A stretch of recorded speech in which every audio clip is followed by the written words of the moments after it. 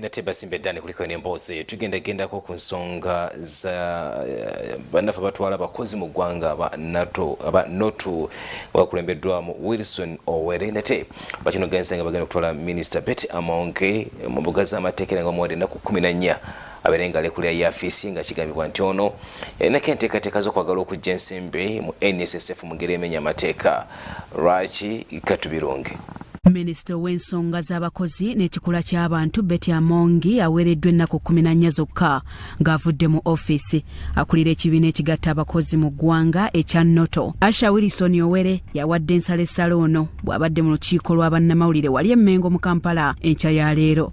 Tutaddewo weeks 2 omukyalo ono ave mu minisitule yaffe alekulire tulina engeri gye tugenda kukolamu naye kyemanyi President Museveni tetukusaba tukugamba nti eno sente zaffe omukazi atuviire aleesewo empisa embi tayinza kusaba biliyoni 6 ku sente z'omukozi. Owere ategeezezza nti Minisita Betty Amongi yawandiikira akulira ekitabo ekitereka sente z'abakozi mu ggwanga ekya NSSF Richard Byarugaba ng'amusaba ensimbi obuwumbi 6 nga kino Owere akiyise lukwesikwesi minisita mwayagala okuyita okubulankanya ensimbi z'abakozi. Yawandiikira Byarugaba mu July. Byarugaba n'amugamba nti naye sente zino teziri mu budget tetuyinza kuwa kati Byarugaba n'atemyeko Minister wa Finance kubanga bwe twakola amateeka galambika nti Ministry ya Finance ne Ministry ya Agenda bakola wamu okulaba nti bintu bikola ki bitambula bulungi. Gye buvuddeko waliwo ekiwandiiko ekyayitingana ku mitimbagano nga kiraga ng'omukulembeze w'eggwanga bwe yali alagidde minisita w'abakozi n'ekikula ky'abantu Betty Amongi okuzza obujja endagaano yakulira NSSF kyokka Owere agamba nti ye minisita yali ayagala kusazaamu ndagaano eno. Contract ye tenabakuggwako mu July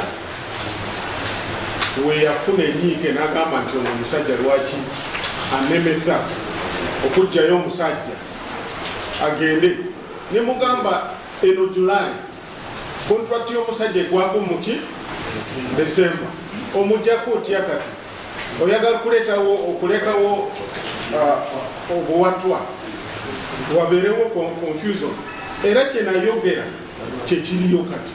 NSSF kitongole kya gavumenti ekiri wansi wa Ministry y'abakozi n'ekikula ky'abantu era abakozi bonna mu ggwanga batereka sente zaabwe okuva ku misaala gye bafuna mu bitongole nga mu kiseera kino Owere ali mu kulaajanira Pulezidenti Yoweri Kaguta Museveni okuyamba abakozi awalirize Minisita Amongi okulekulira bunnambiro nga sente z'abakozi tannazikwatamu. Pulezidenti tukusaba naye tukugamba Amongi ave mu Ministry yaffe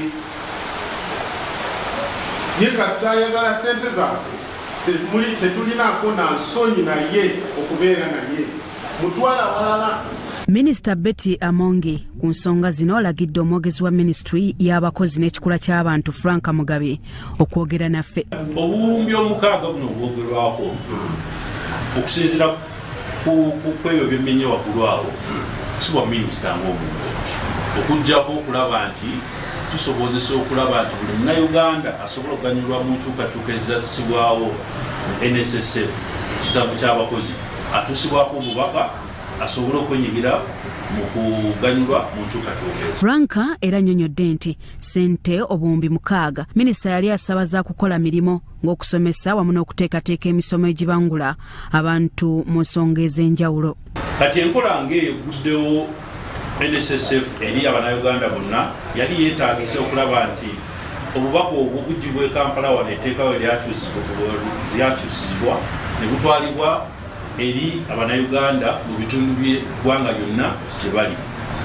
Mu ngeri eyo Byakyambadde Lawrence, Salt TV.